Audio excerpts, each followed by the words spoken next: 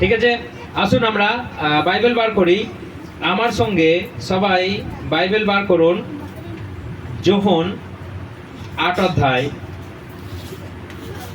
যোহন 8 অধ্যায়, যোহন 8 অধ্যায় 1 থেকে 11 পড়ার আগে আমরা আসুন সবাই চোখ বন্ধ করি। প্রভু যিশু আজকের এই বাক্য আমরা পড়ে যেন বুঝতে পারি আর হৃদয়ঙ্গম করতে পারি, সেই মতো যেন চলতে পারি। পবিত্র আত্মা, তুমি এখন বলতে আর ও প্রভু বুঝতে তুমি দয়া করো, বুঝতে আর বোঝাতে তুমি দয়া করো। তুমি আমাদের মাঝখানে আছো, আমরা বিশ্বাস করি। যেখানে 2 জন কিংবা 3 জন একত্রিত হয়ে তোমার নাম ধরে ডাকে, তুমি সেখানেই আছো। তাই প্রভু যিশু, তুমি বলেছো আমি পাঠিয়ে দেব সেই পবিত্র আত্মাকে, যে তোমাদের মাঝখানে সে জ্ঞান বুদ্ধি সবকিছু তোমাদেরকে দেবে। তাই প্রভু এখন পবিত্র আত্মা, তুমি আমাদের এই বাক্যকে বুঝতে আর বোঝাতে দয়া করো। প্রত্যেকের হৃদয়ে প্রবেশ করুক এই বাক্য, দয়া করো না, অনুগ্রহ দাও। এই প্রার্থনা প্রভু যিশু খ্রিস্ট তোমার নামে চাই, আমেন। আমেন। বলুন তো দেখি কেউ একজনের জোরে করুন। এরপর যিশু সেখান থেকে জৈতুন পর্বতে চলে গেলেন। খুব ভোরে তিনি আবার মন্দিরে ফিরে গেলে লোকেরা আবার তার কাছে এসে জড়ো হলো। তখন তিনি সেখানে বসে তাদের কাছে শিক্ষা দিতে শুরু করিলেন। সেই সময় ব্যবস্থার শিক্ষকেরা ও ফরিসিরা ব্যভিচার করতে গিয়ে ধরা পড়েছে। এমন একজন স্ত্রীলোককে তার কাছে নিয়ে এলো। তারা সেই স্ত্রীলোককে তাদের মাঝখানে দাঁড় করিয়ে যিশুকে বলল, গুরু, এই স্ত্রীলোকটি ব্যভিচার করার সময় হাতে নাতে ধরা পড়েছে। বিধি ব্যবস্থার মধ্যে মসি আমাদের বলছেন, এই ধরনের স্ত্রীলোককে যেন আমরা পাথর ছুঁড়ে মেরে ফেলি। এখন আপনি এ বিষয়ে কি বলবেন? তাকে পরীক্ষা করার ছলেই তারা এ কথা বলছিল, যাতে তার বিরুদ্ধে কোনো অভিযোগ তারা খুঁজে পায়। কিন্তু যিশু হ্যাঁট হয়ে মাটিতে আসন দিয়ে আঙুল দিয়ে লিখতে লাগলেন। আঙুল দিয়ে লিখতে লাগলেন। ইহুদি নেতারা যখন বারবার তাকে জিজ্ঞেস করতে লাগলেন, তখন তিনি সোজা হয়ে বসলেন এবং বললেন, তোমাদের মধ্যে যে নিষ্পাপ সেই এখন একে পাথর মারুক। এরপর তিনি আবার হ্যাঁট হয়ে আঙুল দিয়ে মাটিতে লিখতে লাগলেন। তারা ওই কথা শোনার পর বুড়ো লোক থেকে শুরু করে সকলে এক এক করে সেখান থেকে চলে গেল।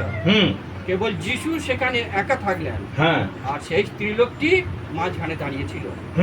তখন যিশু মাথা তুলে সেই স্ত্রীলোকটিকে বললেন, হে নারী, তারা সব কোথায়?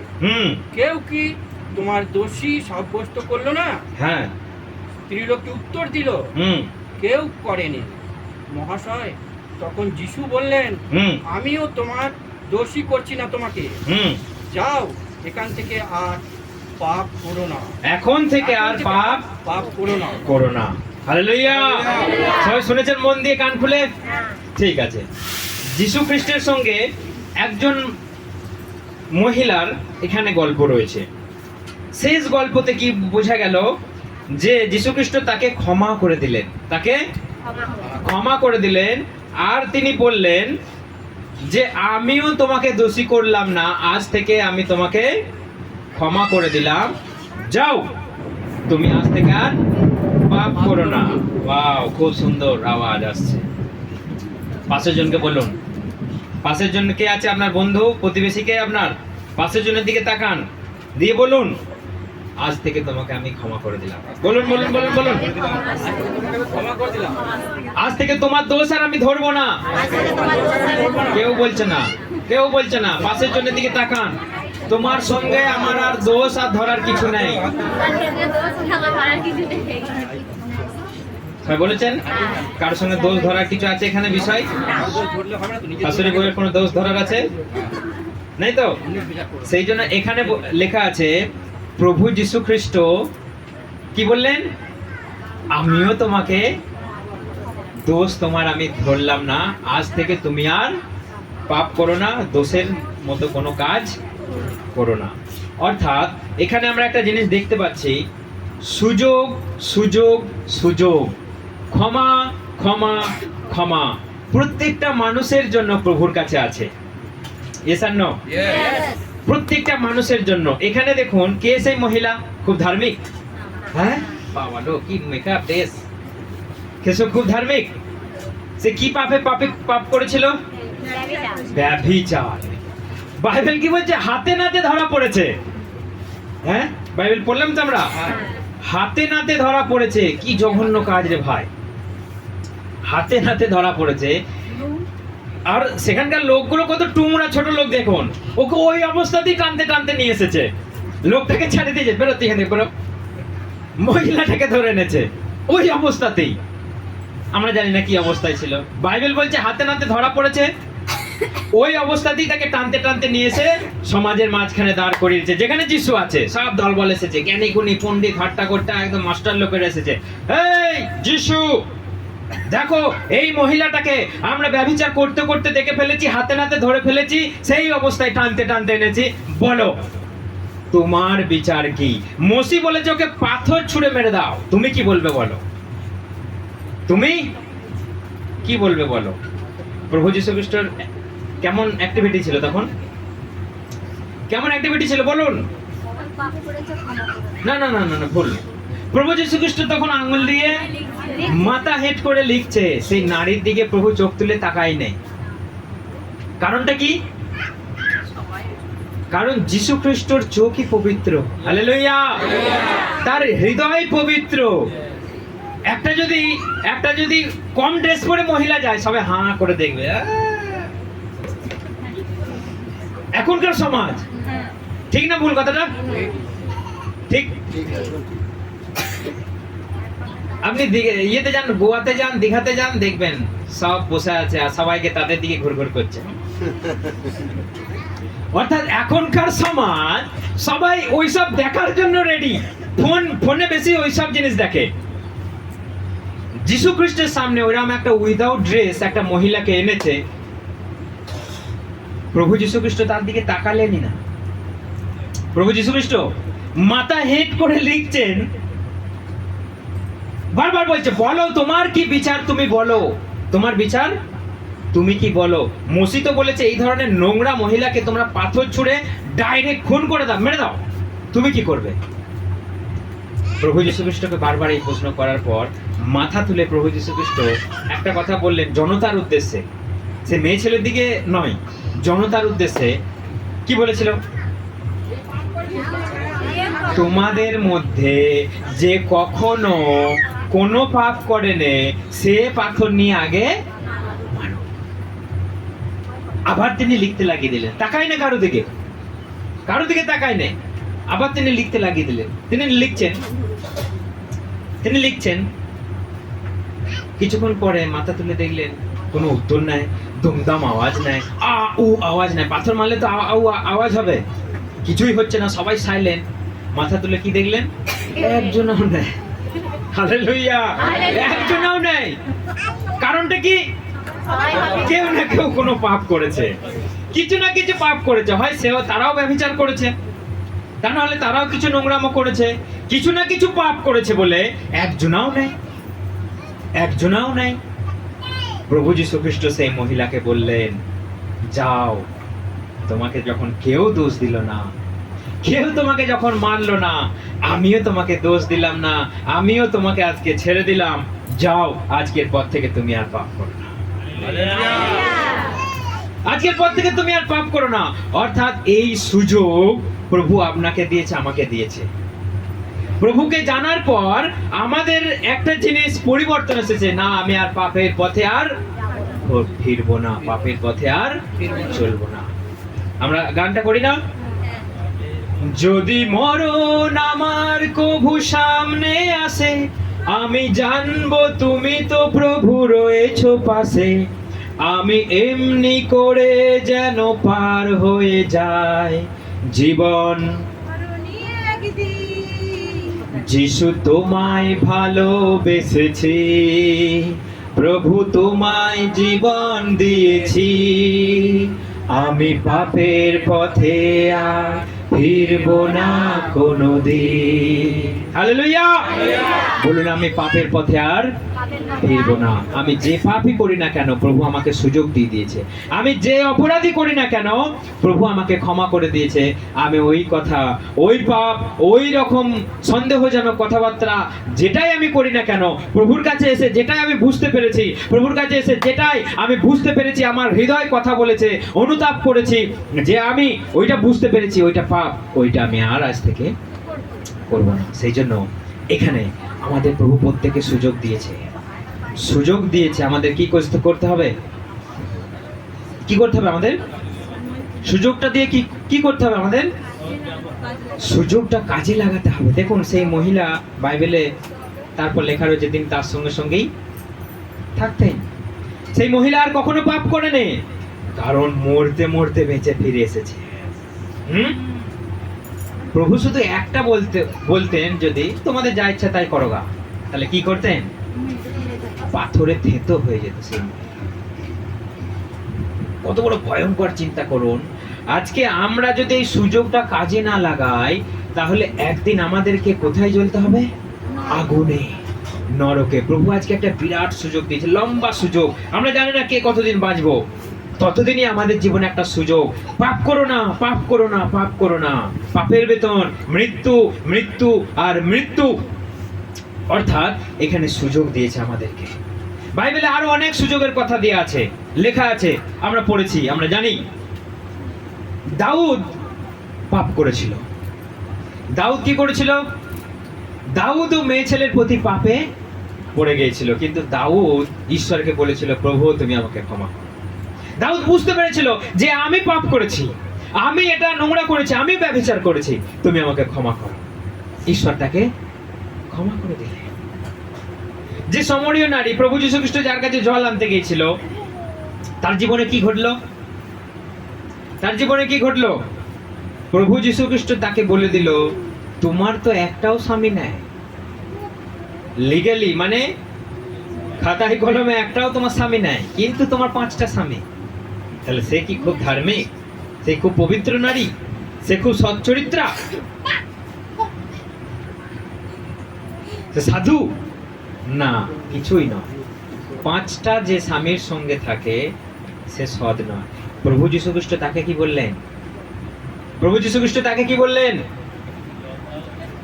প্রভু যীশু খ্রিস্ট বললেন যে আমাকে বিশ্বাস করে, তুমি যার সঙ্গে কথা বলছো সেই আমি। তুমি আমাকে যদি বিশ্বাস করো, তোমাকে আমি জীবন জল দেব। হালেলুয়া! তারপর থেকে সেই নারী তার পেছনে পেছনে চলতে লাগলো। হালেলুয়া! তারপর থেকে সেই নারী তার পেছনে পেছনে চলতে লাগলো। সে সমস্ত কিছু ফেলে দিয়ে, যা মরগা যা, বাড়ি ঘর দুয়ার, স্বামী 5-5টা স্বামী, বেরিয়ে হওয়া দিয়ে চললাম প্রভুর।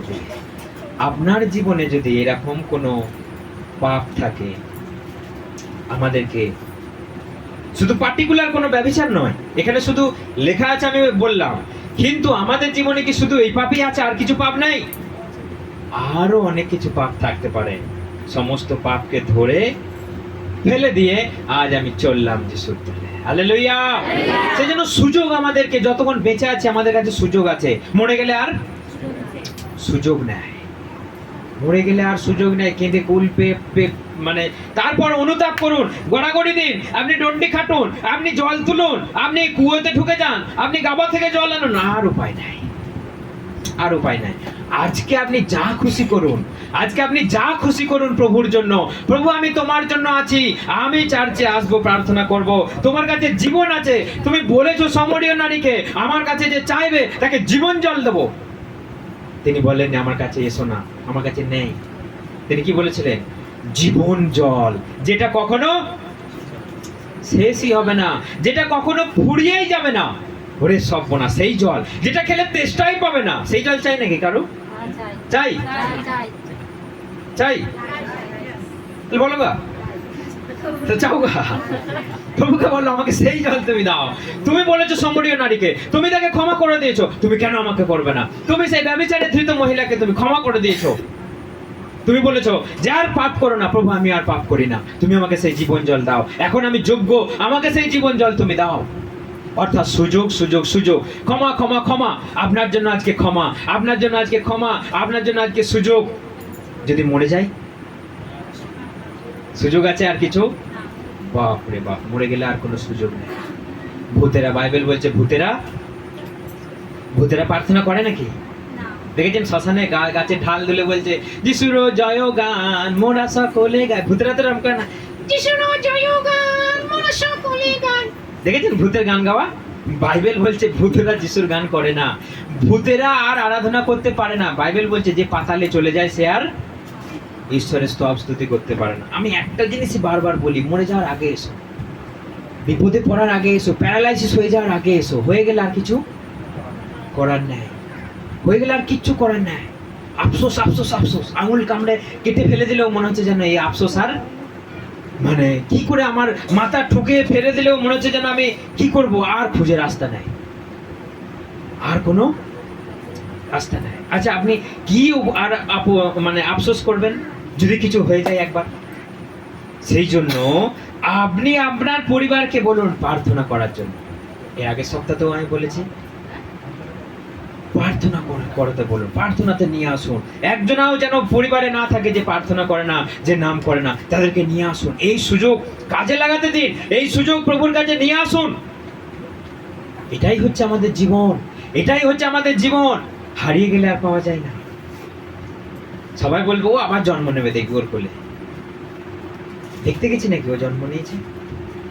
ছেলে ভুলানো কথা বলে লাভ নাই, বেকার কথা বলে লাভ নাই। মানুষ মরবে একবার, জন্মাবেও একবার, মরবেও একবার, তারপর হয় উস পার নাই ইস পার, নয় উপরে নয় এখানে, হয় উপরে। হাসি পেলেও এটা সত্যি কথা, কান্না পেলেও এটা সত্যি কথা। আমাদেরকে বাঁচাতে হবে, কাল কি হবে আমরা জানি না, কি করে কি হয়ে যাবে আমরা জানি না। সেই জন্য আমাদেরকে এখানে সুযোগ আছে, আজকে কাজে লাগা। আজকে রবিবারে কতজন ফাঁকা দেখুন, কতজন আসেন, যে যার কাজ করছে। আজকের আশীর্বাদের বেলায় কালকে না কবে বলছিলাম যে সপ্তাহে 6টা দিন আমরা কাজ করি, কিন্তু একটা দিন আমরা আশীর্বাদের জন্য, পরিশ্রমের জন্য আমরা রাখি না। আজ কি বলছিলাম তো সকালে? সেজন্য আমাদেরকে একটা দিন আমাদেরকে প্রভুর কাছে আসতেই হবে, নাহলে উপায় নাই। কে আপনাকে কি দেবে? কে দেবে? কোনো গরু ছাগল আপনাকে আশীর্বাদ দেবে? দেবে না। ঈশ্বরের কাছে আসুন, ঈশ্বরের কাছে আসুন, ঈশ্বরের কাছে বসুন, ঈশ্বরের কাছ থেকে রিচার্জ নিয়ে যান, ঈশ্বরের কাছে আশীর্বাদ নিয়ে যান, মনে জোর নিয়ে যান। এখানে না এলে কোথাও পাওয়া যাবে না। সেই জন্য আমাদেরকে এটাই আজকে সুযোগ সুযোগ সুযোগ। কারণ আমরা যে ঈশ্বরের কাছে এসেছি তিনি আমাদেরকে হত্যা করার ঈশ্বর নয়। আমরা যে তুলনায় পাপী, আমরা যে তুলনায় আলতু ফালতু কথা বলি, আমরা মরে যাওয়ার যোগ্য, আমরা মরে যাওয়ার যোগ্য, কিন্তু ঈশ্বর আমাদেরকে অকাতুরে ক্ষমা করে দিলেন। ক্রুশের উপরে কি বলেছিলেন? বলুন বলুন বলুন। এরা কি করছে এরা নিজেরাই জানে না, তুমি এদের ক্ষমা করে দাও। সেই কথাটা শুনে কে পরিবর্তন হলো বলুন? যেই সেনানায়ক, অর্থাৎ যে ক্রুশে দেওয়ার পরিচালক ছিলেন, সেই ব্যক্তিটা কি বললেন? সত্যিই ইনি ধার্মিক ছিলেন। হালেলুয়া। দেখুন প্রভু যীশু খ্রিস্ট সে মারার জন্য অনুমতি দিয়েছে, মারো ওকে, এইভাবে মারো। একজনা প্রভু যীশু খ্রিস্ট ক্রুশ বহন করতে পারছে না, একজনা কুরিনীয় সিমন তার না, এই তুমি এসো। প্রভু যীশু খ্রিস্টকে এমন মেরেছে, তার হাত পা ক্লান্ত, তিনি আর ক্রুশের ভারকে বহন করতে পারছেন না। তিনি খালি পড়ে যাচ্ছেন, মাটিতে লুটিয়ে পড়ে যাচ্ছেন। তার ক্রুশকে কে বহন করে নিয়ে যাবে? সেই জন্য একজনাকে ডেকে নিয়ে এলো, কুরিনীয় সিমন তার। তিনি বললেন, এই তুমি এদিকে এসো, আর যিশুর ক্রুশকে তুমি সেই পাহাড় পর্যন্ত তুমি বয়ে নিয়ে চলো। অর্থাৎ আমরা এখানে দেখেছি সেই প্রভু যীশু খ্রিস্ট সেই ক্রুশের কাঠকে বহন করে নিয়ে গিয়ে তিনি যখন ক্রুশের উপরে মৃত্যুকে বরণ করে নিলেন, শুধু ক্ষমা ক্ষমা ক্ষমা ক্ষমা ক্ষমা, সেখানে একজন ব্যক্তি চেঁচিয়ে বলল, সত্যি ইনি ধার্মিক ছিলেন, সত্যি ইনি ধার্মিক ছিলেন, পবিত্র ছিলেন, ঈশ্বরের পুত্র ছিলেন, সেই জন্য তিনি এই কাজটা করতে পারলেন। সেই মানুষটা পরিবর্তন হয়ে গেল। হালেলুয়া! সেই মানুষটা পরিবর্তন হয়ে গেল। কত বড় সুযোগ দেখুন। এটা আপনি আর আমি হলে জান থাকতে আমরা জান নিয়ে নেব, ঠিক না ভুল? জান থাকতে ও ঝেঁটাই মেরেছে, আমি লাঠিতে মারবো। ও চর মেরেছে, আমি জুতো দিয়ে মারবো। আজকে আমাদের এইটা মেন্টালিটি, মেরেছে মানে আমি কিছু একটা করবই। যদি কিছুই না পারি দূর থেকে ঢিল মারবো, সেটাও যদি না পারি আর কিছু বলবো। কে কি করে আমি জানি। আমাদের মেন্টালিটি এটা। কিন্তু প্রভু যীশু খ্রিস্টের দিকে এখন তাকান, তিনি কি করলেন? যে চরম পাপী সেই মানুষটাও বলতে বাধ্য হলো, তুমি সত্যি ঈশ্বরের পুত্র ছিলে, তুমি সত্যি একজন ধার্মিক ছিলে, তুমি সত্যি একজন মহাপুরুষ, তুমি আমাদেরকে ক্ষমা করে দিয়ে গেলে। এত বড় কাজ, এত বড় সুযোগ তিনি দিলেন প্রভু যীশু খ্রিস্ট প্রত্যেকটা মানুষকে। সেই জন্য যে কেউ স্বীকার করবে সে পরিত্রাণ পাবে। কোথায় লেখা আছে এই কথাটা? যে কেউ তাকে স্বীকার করবে সে পরিত্রাণ পাবে। কোথায় লেখা আছে এই কথাটা? রোমিও 10 বাকিরা সবাই জানে, ওই জন্য বলে না, জানি যে বললি পুরস্কার দিয়ে দেবে, কাটি লজেস আছে আমার কাছে, বললি দিয়ে দেবে, সেই জন্য বলছে না, পুরস্কার ওটা চাই না।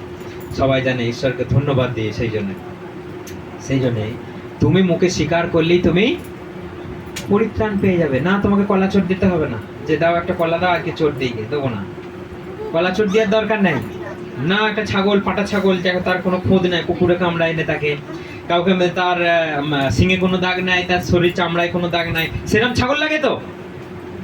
যা কেউ কথা বলছে না, সেরমই ছাগল লাগে তো? কেউ দাগি পাটা আনে? তাহলে নিখুঁত পাটা আনে তাকে চোট দিতে। প্রভু বলেছে সেরকম যাও একটা নিখুঁত পাটা নিয়ে এসো? প্রভু কি বলেছে? কি বলেছে? আজকেই তুমি যদি স্বীকার করো, আজকেই তোমার জন্য পরিত্রাণ। হালেলুয়া! তোমার জাত দেখে না, তোমার ধর্ম দেখে না, তোমার রং দেখে না, তোমার রূপ দেখে না, তোমার পাড়া দেখে না, তোমার কি দেখে? মন দেখে। যে তুমি সত্যি করে অনুতাপ করলে তো, তুমি সত্যি করে ক্ষমা চাইলে তো, তোমার জন্য আজকে পরিত্রাণ। সেই জন্য এই সুযোগ আপনি মিস করবেন না।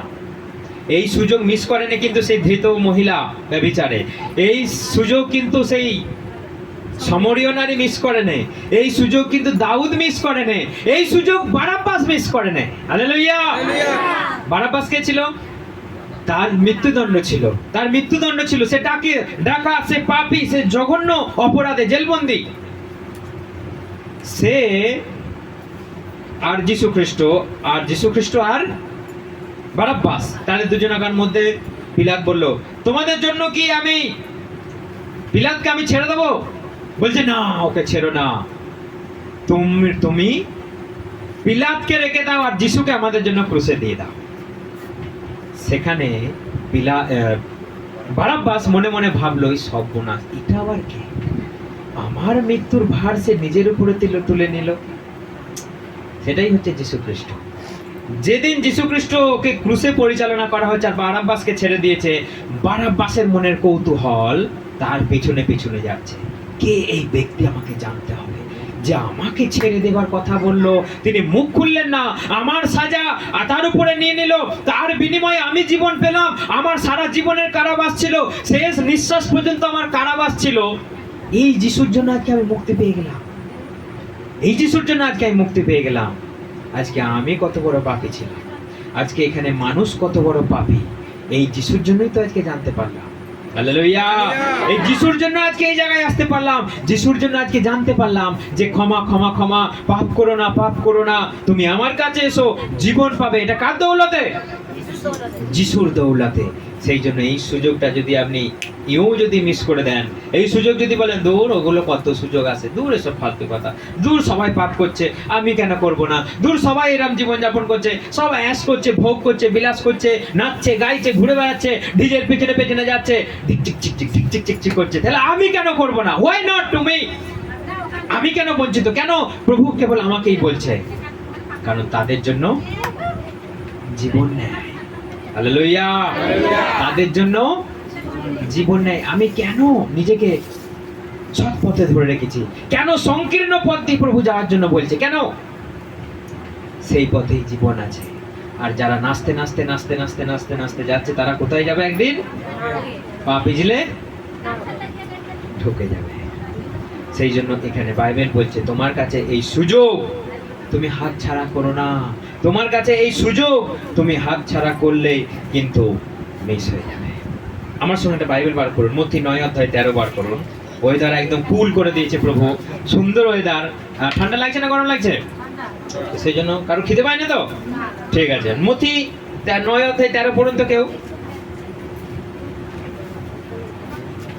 তাড়াতাড়ি। বলিদান নয়, হ্যাঁ আমি চাই তোমরা হ্যাঁ দয়া করতে শেখো। হ্যাঁ শাস্ত্রের এই কথায় অর্থ কি তা বুঝে দেখা।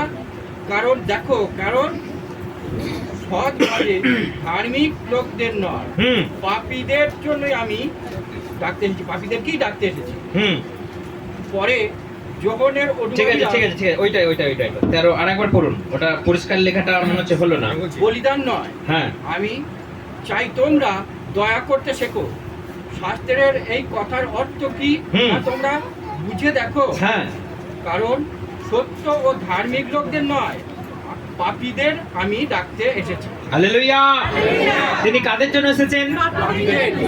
পাপীদের জন্য এসেছেন। টেরা বেকা কানা খোড়া কুঁজো কালা, তাদের জন্য প্রভু যীশু খ্রিস্ট এসেছেন। যারা নিজেদেরকে মনে করবে আমি সবথেকে বেশি ধার্মিক, তাদের জন্য প্রভু নয়। যে মনে করবে আমি পণ্ডিত, যে মনে করবে আমাকে প্রণাম কর, আমার পা ধোয়া জল খায়, তার জন্য প্রভু নয়। যে নিজেকে বলবে আমি পাপী, আমি নগণ্য, আমি ধুলো, তার জন্য প্রভু। একজনা বলছে প্রভু আমি সপ্তাহে এত দান করি, আমি এতবার উপোস করি, আমি গরিবদের দান করি, আমি এ করি তা করি, ধন্যবাদ তোমাকে। আর একজনা বলছে প্রভু তুমি পাপীর প্রতি দয়া করো, তোমার দিকে চোখ তুলে তাকাবারও সাহস যোগ্যতা আমার নেই। প্রভু এদের দুজনের মধ্যে কার প্রার্থনাকে গ্রাহ্য করলেন? যে নিজেকে বললেন আমি পাপী, এই পাপীর প্রতি তুমি দয়া করো। ধন্য সেই জন যে আত্মায় দীনহীন, ধন্য সেই জন যে আত্মায় দীনহীন, অর্থাৎ আত্মায় আমাদেরকে দীনহীন, আমাদেরকে আত্মায় প্রার্থনা করতে হবে, আত্মায় আমাদেরকে সব সময় প্রভুর কাছে বলতে হবে প্রভু তুমি আমাদেরকে ক্ষমা করো। যে কেউ বলবে প্রভু এই পণ্ডিতের প্রতি তুমি দয়া করো, আমি পণ্ডিত না, আমরা পণ্ডিত কেউ না, তার সম্মুখে আমরা পণ্ডিত কেউ নয়। তিনি আমাদেরকে ক্ষমা করতে পারেন যখন আমরা তার কাছে ক্ষমা চাই। তিনি আমাদেরকে ক্ষমা করতে পারেন যখন আমাদের মধ্যে চেষ্টা থাকে, যখন আমাদের মধ্যে চেষ্টা থাকে। আর আপনি যদি এমনি জীবনযাপন করেন, চেষ্টা নেই, তাহলে আপনার কাছে কিন্তু ক্ষমাও নেই। সেই জন্য এখানে বাইবেল বলছে আমি দয়া চাই, বলিদান নয়। মানুষ আজকে দয়াই করবে না, নির্দয়ভাবে বলিদান করবে। প্রভু বলছে কি আমি দয়া চাই, বলিদান নয়। আর সবাই দয়াটাকে বিসর্জন দিয়ে নির্দয় হয়ে বলিদান করবে। অর্থাৎ প্রভু বলছে আমি ধার্মিক দিগকে নয়, আমি পাপীদেরকে ডাকতে। তুমি যদি নিজেকে ধার্মিক বলে মনে করো, দরকার নেই আমার কাছে আসা। তুমি যদি আমার কাছে তুমি যদি মনে করো তুমি বিরাট বড় ধার্মিক, সব জানতা ফটিক চান, তাহলে আমার কাছে আসার দরকার নেই। সেই জন্য এখানে প্রভু বলছে আমি পাপীদের জন্য ডাকতে এসেছি। পাপী, তুমি যদি পাপী বলে মনে করো, আমার কাছে এসো, তোমার জন্য ক্ষমা আছে, সুযোগ আছে তোমার জন্য, বিরাট বড় অপরচুনিটি, অনন্ত জীবনের জন্য, অনন্ত কালের জন্য তোমার কাছে সুযোগ আছে। আমার সঙ্গে বাইবেল বার করুন, মথি 18 অধ্যায় বার করুন, 18 অধ্যায় 21 বার করুন।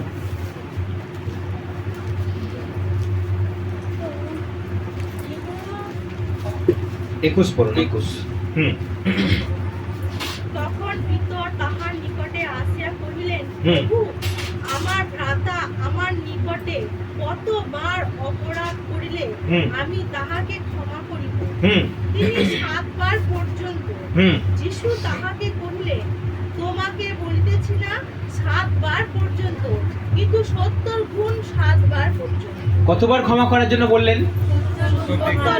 70 গুণ 7 বার। অর্থাৎ প্রভু আমার যে পাপকে ক্ষমা করেছেন, আমার কি করণীয়?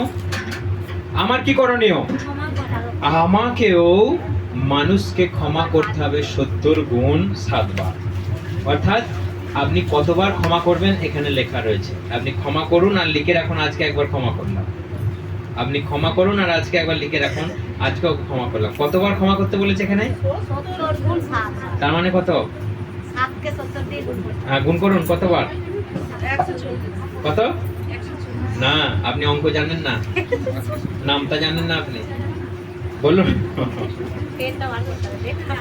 নামটা বলুন।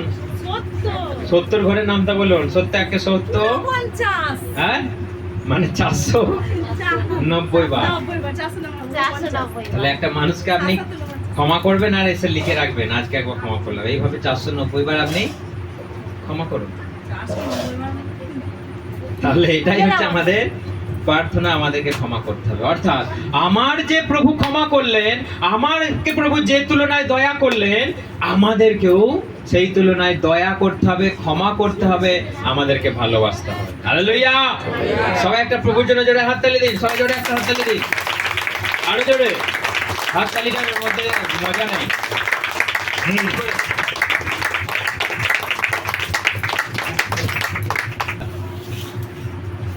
আমাদেরকে প্রভু যদি হত্যা করে ফেলে, তাহলে আমাদের কি মনের পরিবর্তন কখনো হবে? মনের পরিবর্তন কখনো হবে? আমাদের ধ্যানে আছে যে পাপীদেরকে হত্যা করার জন্যই কেউ কেউ আসে এই জগতে, কেউ কেউ এসেছে। তাহলে একটা কথা আমরা একটু বিশ্লেষণ করে দেখি, যে ধরুন আমি পাপ করেছি, আমাকে এসে কেউ হত্যা করে দিল।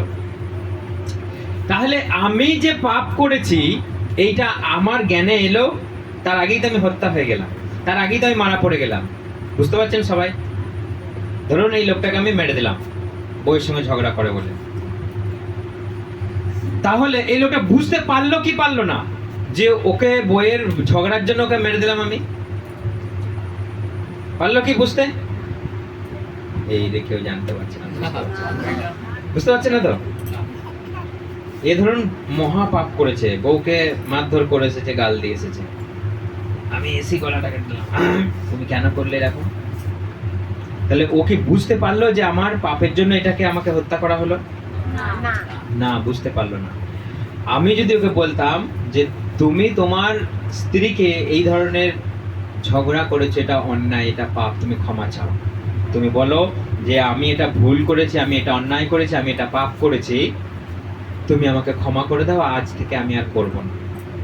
তাহলে তার আত্মায় এবং মুখ স্বীকার করলো কি যে না, সত্যি করি আমি পাপ করেছি, আজ থেকে আর আমি করব না, তুমি আমাকে ক্ষমা করে দাও। তাহলে যদি সে ক্ষমা চায়, তাহলে তার কাছে ক্ষমা চলে এলো। আর যদি সে নিজের অহংকারে বলে আমি ক্ষমাও চাইবো না, আর আমি কিছুই করব না, তাহলে তাকে সে যদি মারা পড়ে যায়, তাহলে সে কোথায় যাবে? সোজা নরকে যাবে। তার জন্য মৃত্যুই অপেক্ষা করছে। কিন্তু একটা মানুষকে আমি যদি না জানিয়ে, না বুঝিয়ে, তুমি পাপের সম্বন্ধে তোমাকে যদি চেতনা না দিয়ে তোমাকে যদি হত্যা করে দেওয়া হয়, তাহলে সেই মানুষটা এর পরে জন্ম নিল, সে তো পাপী হয়েই জন্ম নিল, সে তো আবার পাপ করবে। তাহলে তার মুক্তি কোন কালে? তার মুক্তি কোন কালে আছে? ধরুন এর আগের জন্মে আমি মহাপাপী ছিলাম, এই জন্মেও আমি জন্ম নিলাম, তাহলে এই জন্মেও আমি পাপ করলাম, আমার মুক্তি কবে? কিন্তু প্রভু যীশু খ্রিস্ট কি করলেন? যে যত পাপী হোক, যে যত চরম পাপী হোক, তিনি কি করলেন? তিনি সবাইকে স্বীকার করালেন, তুমি আমার কাছে এসো, তুমি যদি নিজেকে পাপী বলে মনে করো, তোমার জন্য আজকে ক্ষমা। হালেলুয়া! সেই জন্য তারপর আপনি মরে যান, আপনাকে কেউ মেরে দিক, আপনাকে কেউ ফেলে দিক, আপনি যদি ক্ষমা চান স্বর্গে, আর তা না হলে সোজা নরকে। আপনার জন্য কেউ আর অবশিষ্ট থাকবে না আপনাকে সুরক্ষা দেওয়ার জন্য। ওইটাকে একটু ফেলে দাও তো। সেই জন্য সুযোগ আছে আপনার হাতে, আপনার হাতে সুযোগ আছে। সুযোগটা কি করবেন? সুযোগটা কি করবেন? সুযোগটা কি করবেন? বলুন, এই সুযোগটা আজকে আমি কাজে লাগাবো। যদি এই সুযোগটা নিয়েও যদি আপনি অবহেলা করেন, তাহলে কিন্তু এই সুযোগ আপনার কাছে বেশি দিন আর থাকবে না। সেই জন্য আজকে আমরা যারা বেঁচে আছি, আজকে আমরা যারা কথা বলতে পারছি, আমরা সবাই ধন্য, এবং এই সুযোগটা যেন আমরা কাজে লাগাতে পারি, সেই জন্য আরো আমরা প্রার্থনা করি। আসুন আমরা সবাই প্রার্থনা করি, আমরা চোখ বন্ধ করে আমরা প্রার্থনা করি।